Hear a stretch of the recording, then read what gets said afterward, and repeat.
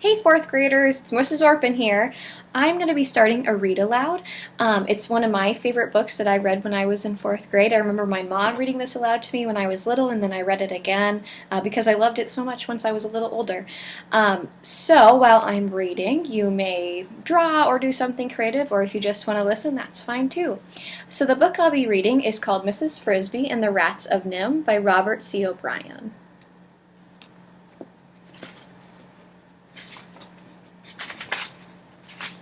Chapter 1. The Sickness of Timothy Frisby. Mrs. Frisby, the head of a family of field mice, lived in an underground house in the vegetable garden of a farmer named Mr. Fitzgibbon. It was a winter house, such as some field mice move into, when food becomes too scarce and the living too hard in the woods and pastures. In the soft earth of a bean, potato, black-eyed pea, and asparagus patch, there is plenty of food left over for mice after the human crop has been gathered. Mrs. Frisby and her family were especially lucky in the house itself. It was a slightly damaged cinder block, the hollow kind with 2 oval holes through it. It had somehow been abandoned in the garden during the summer and lay almost completely buried, with only a bit of one corner showing above the ground, which is how Mrs. Frisby had discovered it. It lay on its side in such a way that the solid parts of the block formed a roof and a floor, both waterproof, and the hollows made 2 spacious rooms, lined with bits of leaves, grass, cloth, cotton fluff, feathers, and other soft things Mrs. Frisby and her children had collected. The house stayed dry, warm, and comfortable all winter. A tunnel to the surface earth of the garden, dug so that it was slightly larger than a mouse and slightly smaller than a cat's foreleg, provided access, air, and even a fair amount of light to the living room. The bedroom, formed by a second oval, was warm but dark, even at midday. A short tunnel through the earth behind the block connected the 2 rooms. Although she was a widow, her husband had died only the preceding summer, Mrs. Frisby was able, through luck and hard work, to keep her family, there were 4 children, happy and well fed. January and February were the hardest months. The sharp, hard cold that began in December lasted until March, and by February the beans and black-eyed peas had been picked over with the help from the birds. The asparagus roots were frozen into stone, and the potatoes had been thawed, refrozen so many times that they had acquired a slimy texture and a rancid smell and taste. Still, the Frisbys made the best of what there was, and in one way or another they kept from being hungry. Then, one day at the very end of February, Mrs. Frisby's younger son, Timothy, fell sick. That day began with a dry, bright, icy morning. Mrs. Frisby woke up early, as she always did. She and her family slept close together in a bed of down, fluff, and bits of cloth they had gathered, warm as a ball of fur. She stood up carefully so as not to awaken the children, and walked quietly through the short tunnel to the living room. Here it was not so warm, but not really cold either. She could see from the light filtering down the entrance tunnel that the sun was up and bright. She looked at the food in her pantry, a hollowed-out space lined with small stones in the earth behind the living room. There was plenty of food for breakfast, and lunch, and dinner too, for that matter. But still, the sight depressed her, for it was the same tiresome fare they had eaten every day, every meal, for the last month. She wished she knew where to find a bit of green lettuce, or a small egg, or a taste of cheese, or a corn muffin. There were plenty of eggs, not far off, in the hen-house, but hens and hens' eggs are too big for a field mouse to cope with. And besides, between the garden and the hen-house there was a wide sward of shrubs and grass, some of it grown up quite tall. Cat territory. She climbed up the tunnel, emerging whiskers first, and looked around wearily. The air was sharp, and there was white frost thick on the ground and on the dead leaves at the edge of the wood across the garden patch. Mrs. Frisby set off over the gently furrowed earth, and when she reached the fence, she turned right, skirting the border of the forest, searching with her bright, round eyes for a bit of carrot, a frozen parsnip, or something green. There was nothing green at this time of year but the needles on the pine trees and the leaves on the holly, neither of which a mouse, or any animal, for that matter, can eat. And then, straight in front of her, she did see something green. It had reached the far corner of the garden, and there, at the edge of the woods, where it met the fence, was a stump. And in the stump there was a hole. Out of the hole protruded something that looked like a little leaf, but was not. Mrs. Frisby had no trouble at all going through the cattle wire fence, but she approached the hole cautiously. If the stump was hollow, as it seemed to be, there was no telling who or what might be living in it. A foot or so before the hole she stopped, stood still, and watched and listened. She could hear no sound, but from there she could see what the green thing was. It was, in fact, a yellowish-brownish-green, a bit of a corn shuck. But what was a corn shuck doing there? The cornfield was in a different part of the farm altogether, away behind the pasture. Mrs. Frisby hopped closer and then carefully crept up the side of the stump and peered inside. When her eyes got used to the dark, she saw she had found a treasure, a winter's supply of food carefully stored and then, for some reason, forgotten or abandoned. But stored by whom? A raccoon, perhaps? Not very likely, so far from the stream. More likely a squirrel or a groundhog. She knew that both of these felt free to help themselves to the new corn each year, and that they were strong enough to carry ears away and store them. But whoever had done it, why had they then abandoned the store? And then she remembered. Back in November, there had come from near the edge of the woods a sound that sends all animals in the forest shivering to their hiding places. The sound of hunters' guns, shooting. The sound is accompanied, for some reason, by a fiery, stabbing pain. And then he never needs his stored food again. Still, since Mrs. Frisby did not even know what kind of animal it had been, and much less his name, she could not shed many tears over him, and the food was food. It was not the green leaf she had longed for, but she and her children were extremely fond of corn, and there were 8 large ears in the stump, a noble supply for a mouse family. Down under the corn she could also see a pile of fresh peanuts from still another part of the farm, some hickory nuts, and a stack of dried, sweet-smelling mushrooms. With her forepaws and sharp teeth she pulled off part of the husk from the top ear of corn, and folded it double to serve as a crude carrying bag. Then she pulled loose as many of the yellow kernels as she could easily lift, and putting them in the shuck bag, she hopped off briskly for home. She would come back for more after breakfast and bring her children to help. She backed down the tunnel entrance to her house, tail first, pulling the corn after her and calling cheerfully as she went, "Children, wake up! See what I have for breakfast! A surprise!" They came hurrying out, rubbing their eyes in excitement, for any kind of surprise in food was a rare and festive thing in the cold dead of winter. Teresa, the oldest, came first. Crowding close behind her was Martin, the biggest and a strong, quick mouse, dark-haired and handsome like his poor father. And then came Cynthia, the youngest, a slim, pretty girl mouse, light-haired, and in fact a little light-headed as well, and over-fond of dancing. "Where is it?" she said. "Where is it? Where's the surprise?" "Where's Timothy?" asked Mrs. Frisby. "Mother," said Teresa, concerned, "he says he's sick and cannot get up." "Nonsense! Martin, tell your brother to get out of bed at once, or he'll get no breakfast." Martin ran to the bedroom obediently, but came back in a moment alone. "He says he feels too sick, and he doesn't want any breakfast, even a surprise. I felt his forehead, and it's burning hot." "Oh, dear," said Mrs. Frisby. "That sounds as if he really is sick." Timothy had on occasion been known to think he was sick when he really was not. "Here, you may all have your breakfast, save Timothy's, and I'll go and see what's wrong." She opened up the green carrying bag and put the corn on the table, dividing it into 5 equal shares. The dining table was a smooth piece of lath supported on both ends by stones.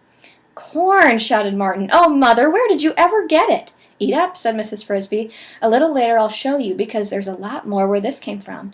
And she disappeared into the little hallway that led to the bedroom.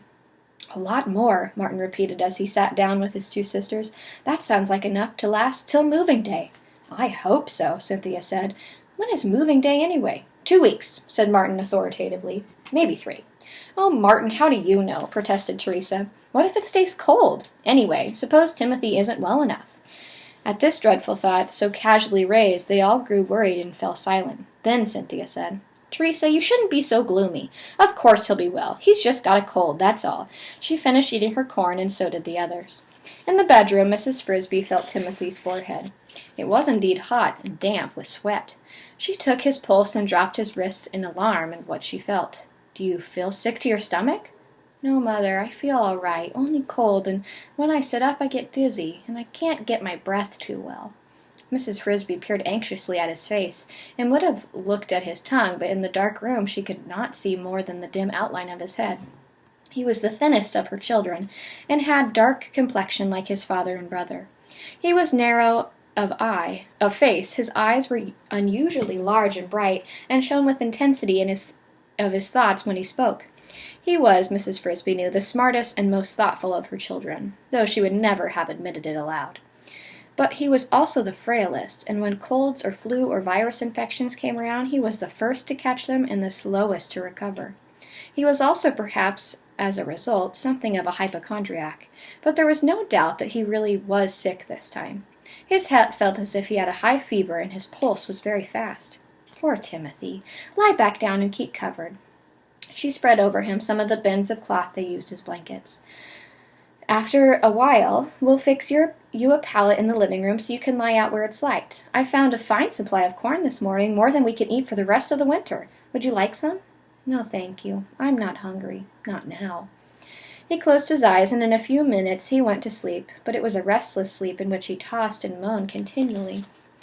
In mid-morning, Mrs. Frisby, Martin, and Cynthia set out for the stump to carry home some more corn, some more peanuts and mushrooms, the hickory nuts they would leave. They were too hard for a mouse's jaw to crack and too tedious to gnaw through. They left Teresa at home to look after Timothy, whom they had wrapped up and helped into a temporary sick bed in the living room. When they returned at lunchtime carrying the heavy lids of food, they found her near tears from worry. Timothy was much worse. His eyes looked wild and strange from the fever. He trembled continuously, and each breath he took sounded like a gasp for life. Teresa said, "Oh, Mother, I'm so glad you're back. He's been having nightmares and shouting about monsters and cats, and when I talk to him, he doesn't hear me at all." Not only was Timothy not hearing with his ears, his eyes, though wide open, were not seeing, and if they were, he was not recognizing what he saw. When his mother tried to talk to him, to hold his hand, to ask him how he felt, he stared past her as if she did not exist. Then he gave out a long, low moan, and seemed to be trying to say something, but the words would not form properly and made no sense at all. The other children stared in a frightful silence. Finally Martin asked, "Mother, what is it? What's wrong with him?" "He's terribly ill. His fever is so high, and he's become delirious. There's nothing for it. I'll have to go to see Mr. Ages. Timothy must have medicine." Next chapter, Mr. Ages. Mr. Ages was a white mouse who lived across the farm and beyond in a house that was part of a brick wall. The wall lined the basement of what was once had been a large farmhouse. The farmhouse itself had burned down so many years ago that nobody could remember what it had looked like, nor who had lived there. The basement remained a great square hole in the ground, and its crumbling walls, protected from the wind, snow, numerous small creatures lived in. In summer there were snakes dangerous to Mrs. Frisby, but there were no need to worry about them this winter. Just the same, it was a long, hard journey, and could be risky unless she was extremely cautious. It was so far, in fact, that Mrs. Frisby would not ordinarily set out so late in the day, for fear that the dark would catch her before she got back. But Timothy obviously could not wait until the next day, so only 5 minutes after she had announced that she must go, she was gone. She had been able to follow her nose, that is, to take the shortest route to where Mr. Ages lived. Her journey would have been easy enough. But since that would lead her close to the farmhouse, the barn, and since the cat stalked those grounds relentlessly, she had to plot in much more roundabout way, circling the whole wide farmyard and sticking to the fringe of the woods. She lopped along briskly, moving in the easy, horse-like canter mice use when they are trying to cover ground. Her progress was almost completely noiseless. She chose her path where the earth was bare and where grass grew, and avoided dead leaves, which would rustle and crackle even under her small weight. Always she kept an eye out for hiding places, logs, roots, stones, and things to scurry under if she should meet a larger animal who might be unfriendly. For though the cat was a number one, there are other things in the woods that chase mice. And as she did all this, she worried about Timothy and hoped that Mr. Ages would know something that would help him. It was more than 2 hours later when she saw she was getting close to the brick wall where he lived. Though her husband had been a great friend of Mr. Ages and had visited him often, Mrs. Frisby herself had only been there once before, and that had been in the summer. Still, she remembered the place clearly. It was an odd sort of clearing in the woods. Long ago, when there was an old house that had been lived in, before it had burned, there must have been a wide lawn around it. Over the years, this clearing had grown over the strange mixture of high, rank grass, tall weeds, berries, and wildflowers. In the summer it was a wild, beautiful place, bright with blooms and full of the smell of blackberry blossoms and purple clover. There were the harsher plants as well, spiked jimson weeds, poisonous dark pokeberries, and bees droning everywhere. But in the winter it had a bleak, almost ghostly look, for the blossoms and the green leaves were gone, and only the dry skeletons of the weeds stood, hung on stalks and seeds and pods that rattled in the wind. It was from these seeds and others, and from the flowers and roots beneath them, that Mr. Ages made the draughts and powders that could sometimes save the sick from dying. The time she had been here before was for Timothy too, when he was only a baby, scarcely bigger than a marble. He had wandered, while playing it with the other children, a little way from them, and had been bitten or stung by something poisonous. They did not know what. When the others found him, he lay curled in a ball, paralyzed and scarcely able to breathe. That time her husband, Mr. Frisby, had been alive, and between them taking turns, they had managed to carry Timothy to Mr. Age's house. It was a sad and frightening journey. And when they arrived, they had been afraid he might be already dead. Mr. Ages looked at him, examined his tongue, felt his pulse, and found a small red lump near his neck. "Spider," he said. "Not a black widow, but bad enough." He had forced a few drops of milky liquid into Timothy's mouth and held him upright so that it would trickle down his throat, for Timothy could not swallow. In a few minutes his small muscles had unlocked, and he was able to move his arms and legs. "He'll be all right," said Mr. Ages, "but weak for a few hours." The trip back home had been a happy one, and the other children were wide-eyed with joy to see Timothy alive. Yet Mrs. Frisby thought that this had been the beginning of his frailness. From that time on he tended to stumble a little when he walked, especially when he was tired, and he never grew as big or as vigorous as his brother Martin. But he thought a great deal more, and in that he resembled his father. She now reached Mr. Age's house, a hole in the brick wall where one end of the heavy floor beam had once rested. It was about 2 feet below the top of the wall, and one reached it by climbing down a sort of rough stairway of broken brick ends. She knocked on his door, made of a single piece of birch. "Oh, please let him be in, please," she thought, but he was not. There was no answer, so she sat down to wait on the narrow ledge of the brick in front of his door. Half an hour passed, the sun sinking lower in the west all the time, before she heard a slight scratching noise up above, and there he came, carrying a cloth sack bulging with some kind of lumpy material. His fur was a soft white gray, so glossy he seemed to almost glow. Mrs. Frisby had heard that Mr. Ages was not truly a white mouse, that is, that he had been born with white fur, but it had turned white from old age. Whether this was so or not, she did not know. Certainly he seemed very old and very wise, yet he walked nimbly enough. "Oh, Mr. Ages, I'm so glad you've come," she said. "I don't suppose you remember me, Mrs. Frisby?" "Of course I remember you, and I was sad to hear about poor Mr. Frisby. How's your young son, Timothy, was it?" It's about him I've come to see you. He's taken terribly sick." "Has he? I was afraid he might turn out to be not as strong as the others." "I'd hoped you might be able to help him." "That may be. Come in, please, so I can put down this sack." Mr. Age's house, somewhat larger than a shoebox, but about the same shape, resembled the house of a hermit. It was bare of furniture except for a bit of bedding in one corner, a stool made of a piece of brick, and another piece of brick worn smooth from use as a pestle, which he ground his medicines. Along one entire wall, arranged neatly in small piles, stood raw materials he had collected: roots, seeds, dried leaves, pods, strips of bark, and shriveled mushrooms. To this row he now added the contents of his sack. It held a number of small plants, all of them the same kind, with stringy roots and dark veined green leaves that looked like mint. There's a picture.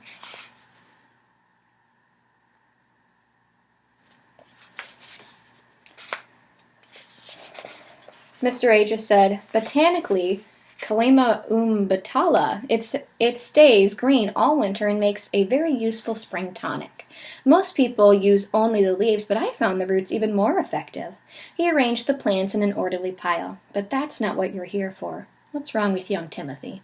"He has a high fever. He's delirious. I don't know what to do." "How high?"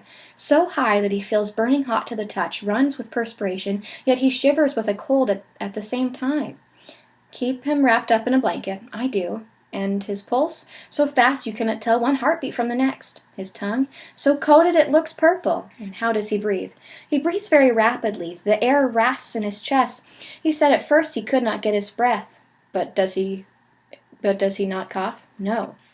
He has pneumonia, said Mr. Ages. I have some medicine that will help him, but the most important thing is to keep him warm, and he must stay in bed.